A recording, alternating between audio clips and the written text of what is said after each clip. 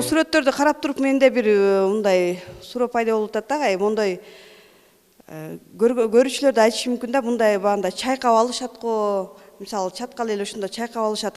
Андан кандай айырмасы бар бул агайдын ойлоп табуучулугу депчи, ойлоп табуучулугу жөнүндө айтсаңыз да, сиздики эмнеси менен өзгөчөлөнөт алтынды иргеп алганда? Тоо сууларынан алтын алуу боюнча Америка, Канада, Россия, башка мамлекеттер иштешет. Өзүңүз айткандай чаткалда дагы бар. Алар таштарды, жана ичинде алтыны бар таштарды, о кен чыккан жерлерден чукуп алып чыгат, жээкке алып чыгышат.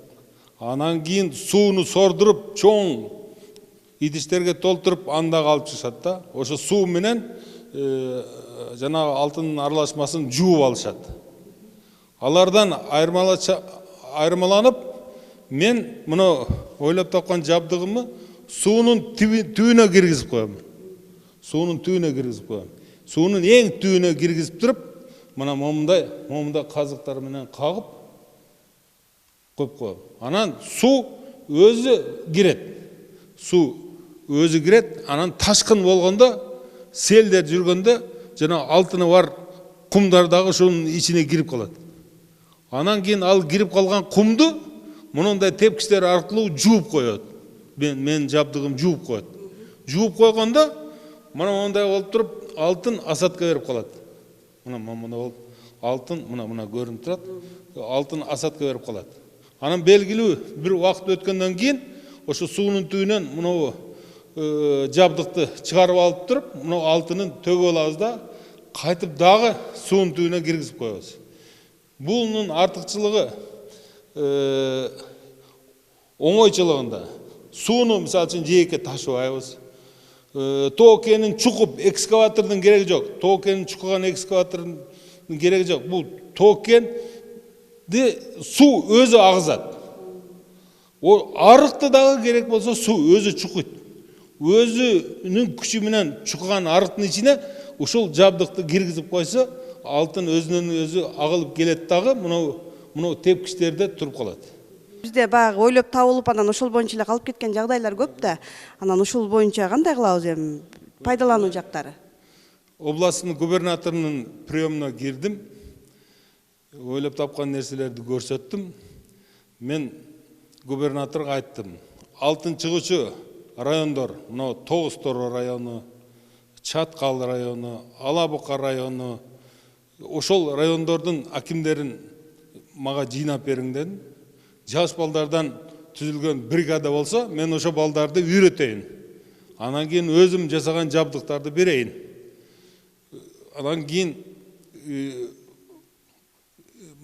региондорду өнүктүрүү жылы боюнча президенттин айтканына да туура келип атат деп айтсам болуп тур деген. Мына азыр коронавирус башталып кеттик, кичине жумушубуз аркага кетти. Кудай буюрса ошо коронавирус токтосо, ушу областтын губернатору менен биргеликте иштесек, мына элет жериндеги бош жүргөн адамдарга доход таап берет элек.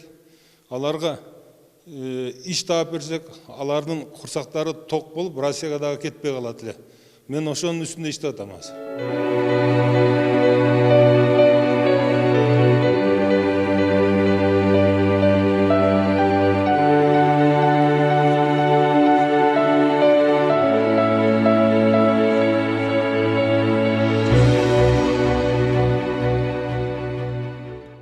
Турмушта колдонушу жакшы эле болду. 89-91 жылдары Ленинградское адмиралтейское объединение деп койчу. Азыр Санкт-Петербургда кеме куруучу завод бар. Ошол жерде колдонулду. Плазма менен металлдарды кесүү, ширетүүчү аппараттарды жасаган. Ошол жерде өзүм катышып ишке түштү. Андан кийин ал убакта Ленин атындагы завод бар эле Бишкекте. Киргиз электродвигатель деген завод бар эле.